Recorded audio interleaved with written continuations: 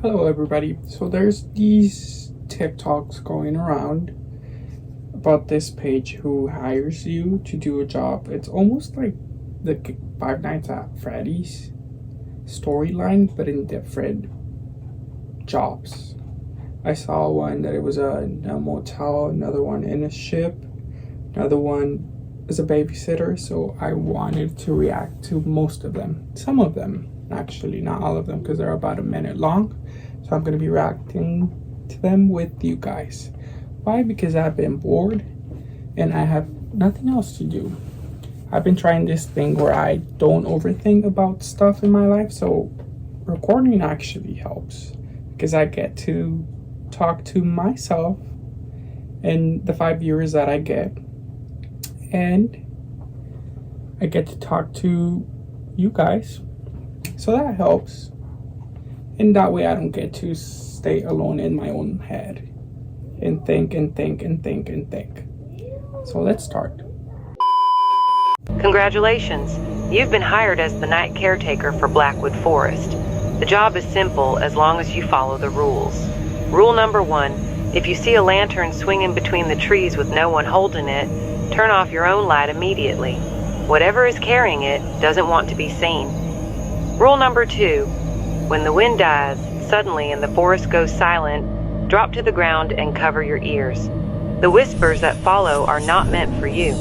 Rule number 3, if you find a deer standing perfectly still and staring at you, don't break eye contact. Once it smiles, run. Rule number 4, should you hear a child calling for help past midnight, stay inside the cabin. The forest knows your name and it will use their voice to draw you out. Rule number 5, at 3:33 a.m., the trees will shift closer to the watchtower. Do not look out the window. If you do, the forest will notice you staring. Good luck. Bitch. She's describing one of the worst jobs, and at the end of every video, she's like, "Good job." I mean, good luck. Either way, if you know me, you know I'm not the best with kids. So probably that part about the kids will be hard for me. What was the scariest part was the deer smiling. I don't know if you can see this, but there's a picture there. Someone posted it there, and there's a deer smiling. That's creepy. Honestly, that's creepy. And then there's another comment saying, it all started when I got hired for a night truck driving. So I want to know what that's about. Attention. You've been assigned to the overnight shift on a cruise ship traveling from London to the United States. The job is simple as long as you follow the rules. Rule number 1, if the ocean suddenly falls silent, even though the waves are still hitting the ship, do not sit in the quiet. That silence is an invitation for those who drowned in the ocean. Play music, speak to someone, do anything, but never let the silence linger. If you allow it to last, they'll find their way aboard, dripping, hollow-eyed, and desperate to take your place among the living. Rule number 2, if you ever see a shadow larger than the ship moving beneath the waves, don't panic and don't look over the railing. It is the deep ocean beast, ancient and indifferent. The creature is not violent unless provoked, but with a single sign of fear, you'll learn just how small a cruise ship really is. And if anyone on board screams or draws attention to it, the creature will linger closer, testing the ship and its passengers. Rule number 3, if you hear whispers coming from the lifeboats at night, do not approach. What calls for help is not alive, and answering will make it follow you. Stay away, keep moving, and never let your curiosity guide you toward the edge of the deck. And the last rule, the most important one, if you don't survive until the ship reaches land, don't be angry. You took this job knowing the dangers that come with it. Good luck. I took this job. She's been hiring me without me putting any resumes or anything. And to be honest, I feel like I wouldn't survive not even the first date on this one, because I have a very, very deep phobia of the open ocean. That to me, that screams chaos and danger and horror, honestly. I mean, I don't think I could ever go on a cruise. Being in the open ocean with no land anywhere to be seen. That is literally one of my worst nightmares. I don't think I could do it. Not even if it was like a gift or a romantic getaway. I feel like I would die. And I don't even know if I get seasick because I've never been in the ocean.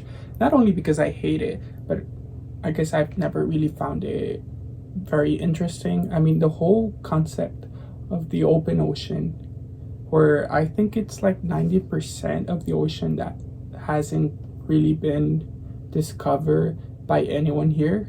The thought of NASA giving up on the ocean and starting to do research out of the earth, that really scares me. Either they saw something that was really horrible that scared the hell out of them, that they decided to look for ways for us to get out of here, or honestly, it's so big. I mean, one thing that keeps me up at night is me, for some reason, I used to have this recurring nightmare. It was me stranded in Point Nemo, and I would always wake up sweating and crying when I was a kid. It stopped, but still, it was horrible. Congratulations! You've been hired as a babysitter in the Collins mansion, hidden deep in the woods. Your job? Watch their daughter, Samantha, and follow the rules. Especially rule number 7. Rule number 1, Samantha must be in bed with her door locked before 8 p.m. exactly. After 8, never open it, no matter what she says. That's not Samantha. The fuck do you mean that's not Samantha? How am I hired to babysit Samantha, but that's not fucking Samantha? Then who the hell is she? Sleep tight, Samantha. Guys, I follow the rules and I'm still alive. So why am I babysitting some kid named Samantha? Honestly, Rule number 2. Between 8:30 and 9:30, you may hear scratching and growling. Ignore it. Stay in the living room with the lights on. Rule number 3. After 9:30, do not venture into any dark areas of the house. If you see eyes in the darkness, do not stare at them. Rule number 4. Around 10 p.m., you may hear noises coming from the basement. You will feel an overwhelming urge to go down there. Go into the kitchen and drink a cold glass of milk immediately. Rule number 5. After 10:30, if you go drink a cold glass of milk? Does that even help? What's that supposed to do? hear footsteps coming down the stairs, lock yourself in the first floor bathroom with the lights on. Do not open the door until you made sure he is gone. Rule number 6. If you feel something tap... He? I thought I was babysitting Samantha. Who is he? Your shoulder at any point during the night, don't turn around. Rule number 7. This is very important. Before you go to bed, leave a plate outside your bedroom door with a piece of raw steak. On a piece of paper, write the words Parkant Mihi in red ink and place it on the plate. Do not forget this one. Stay calm. Follow the rules. Good luck. A raw steak in this economy? Like, dude, like, oh my God, like, can we talk about, like, the political and economic state of the world right now? I can't even afford to eat a steak myself. Why am I supposed to leave a steak outside of the bedroom? That's stupid. Let's look at the comments.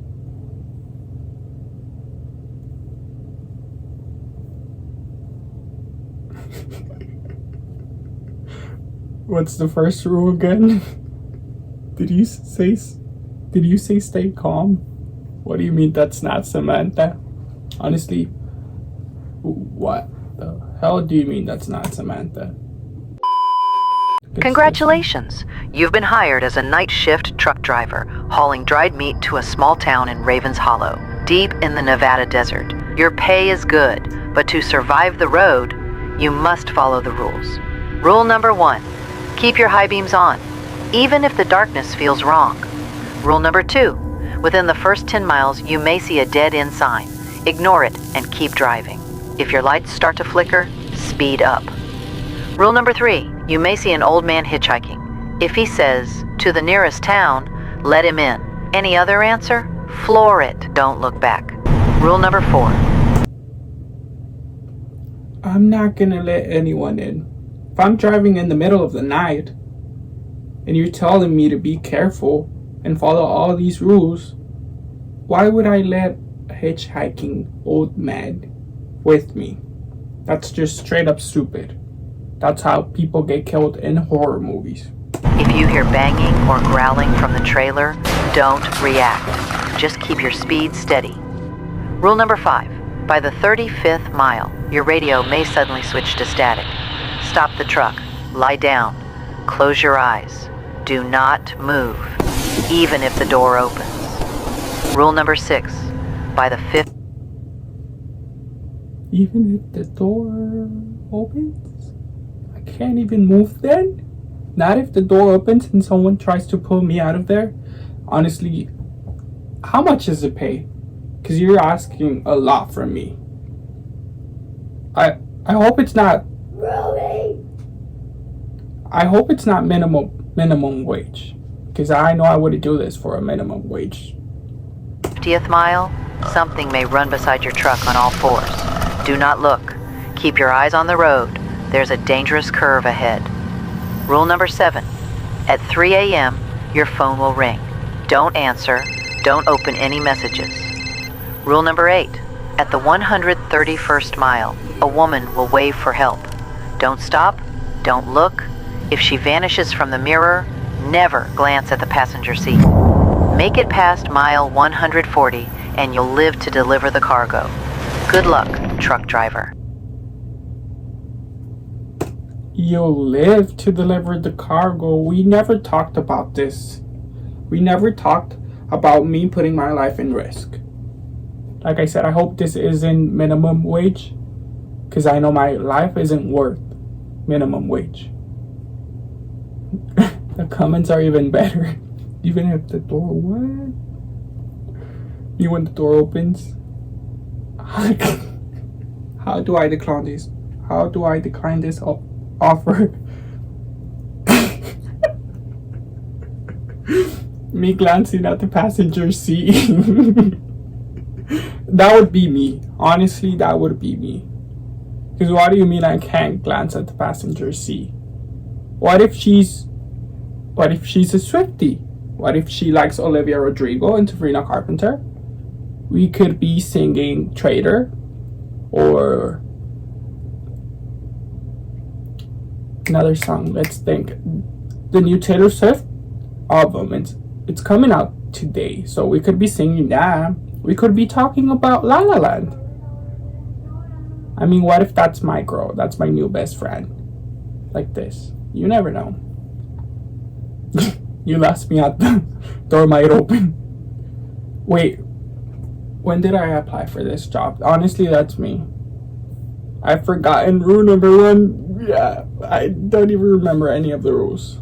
I just remember don't glass at the passenger seat.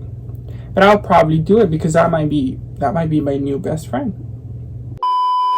Congratulations, you've been hired as the night shift receptionist at the Hollow Pines Inn, deep in the Arkansas woods. Your job? Stay at the front desk and follow these simple rules, especially rule number 10. Rule number 1.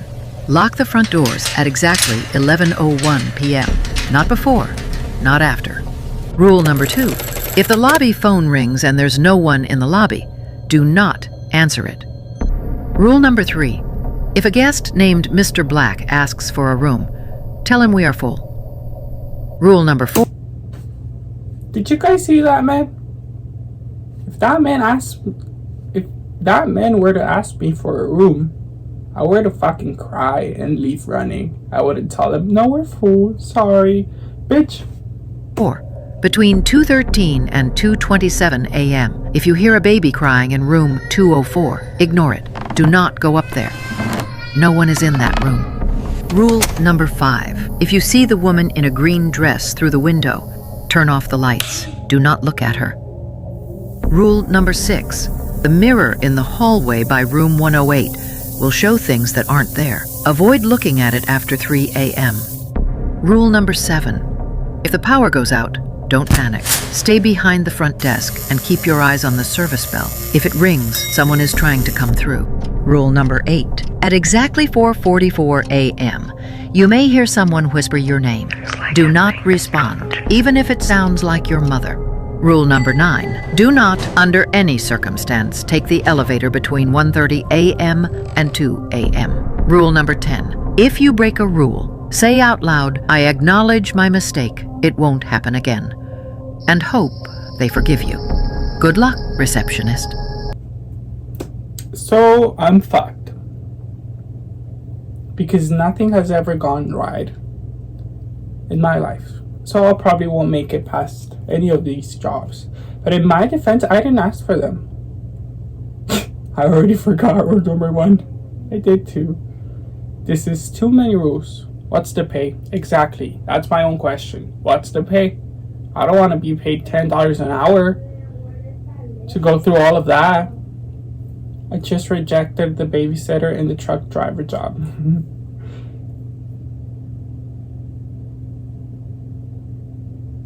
Me watching this during my night shift as a receptionist. What if Mr. Black persists? Exactly, right? I'm giving that man his room. I don't care.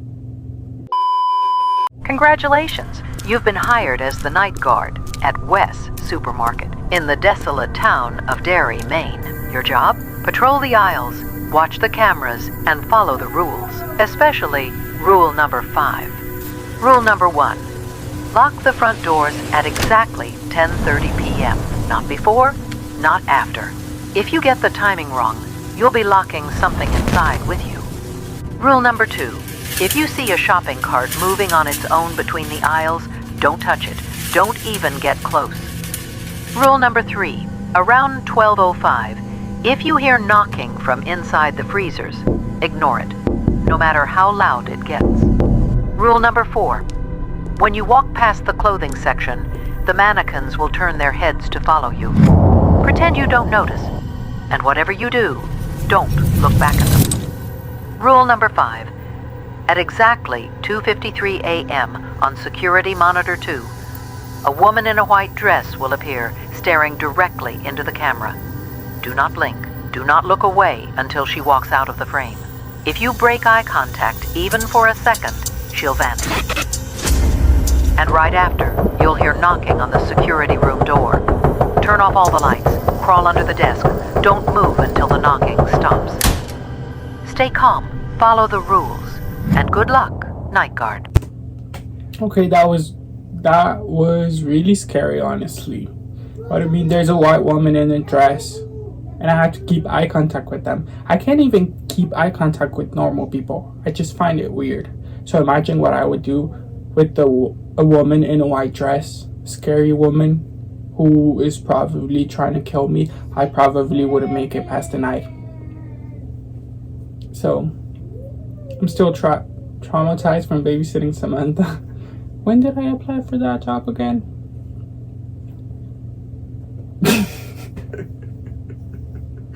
Why is she hiring us without? Why is she hiring us without our permission? That's a good one, honestly. Congratulations! You've been hired as the night shift caregiver at Rosewood Nursing Home, just outside Jericho, West Virginia. Your job? Keep the residents safe and follow the rules, especially rule number 6. Rule number 1. At exactly 10:30 p.m., make your rounds and check on every resident. If you find someone awake, speaking to another person, but no one is there, ignore it and walk away. Rule number 2. If you see a wheelchair rolling on its own down the hallway, do not chase it, no matter where it stops. Rule number 3. At exactly 11:15 p.m., it's medication time for Mrs. Holloway in room 302. Place the pills and a glass of water on the bedside table. If she isn't in bed, do not look up at the ceiling. Mrs. Holloway? At the ceiling? I thought she was supposed to be an old lady. Aren't old ladies in wheelchairs? I mean, not wheelchairs, but they can barely walk. The fuck is she doing in the ceiling? Rule number 4. After midnight, if the elevator suddenly stops on the 6th floor, do not walk out. That floor has been abandoned for years. Rule number 5. After 12:30, if you receive a phone call asking for help in the old first floor restroom, hang up the phone. Do not go. Rule number 6. At exactly 1:25 a.m., place a silver spoon, a glass of water, 3 sugar cubes, a lit candle, and a piece of red string neatly on a tray outside. See? She said 3 sugar cubes, but I see 4. So which one is it? Are you trying to get me murdered? Room 666. Knock twice, then walk away. Do not open the door. Do not look back. If the candle goes out before you reach your room, run. Stay calm. Follow the rules. And good luck. Caregiver. I respect our elders. I love them. They are the pillars of our communities. They were here before all of us, and we wouldn't have what we have without them. But honestly, I don't think I was made to be a caregiver. I don't think I could be in a job where I would have to take care of them, because I can barely take care of myself. Taking care of myself is a full-time job, and sometimes I have to put in extra hours for that. And I don't get paid. I don't get paid for that. I'm supposed to do it because I'm supposed to take care of myself. Besides that, I don't think I could. I mean, old people, they have a bunch of stories, and I don't like, they're not a, nursing homes, for some reason, they give me the same vibe as an asylum, as an insane asylum. And I don't like that. After watching American Horror Story Asylum, I just can't do it.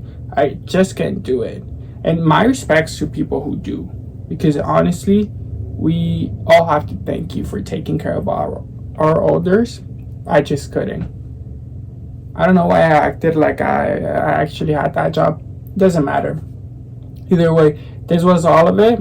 It wasn't that bad. Honestly, I watched like one of them like 2 nights ago at 3 a.m. That's why I found it very scary, and I thought it was going to be a good idea to record it. But honestly, it wasn't even that bad. I made it through all the nights. If I were to get any of those jobs, I would have to see how much the pay is, because if you're making me do all of that and it's minimum wage, I'm spitting in your face. That should be illegal. I mean, what are we, slaves? Sorry, I don't know if I can say that.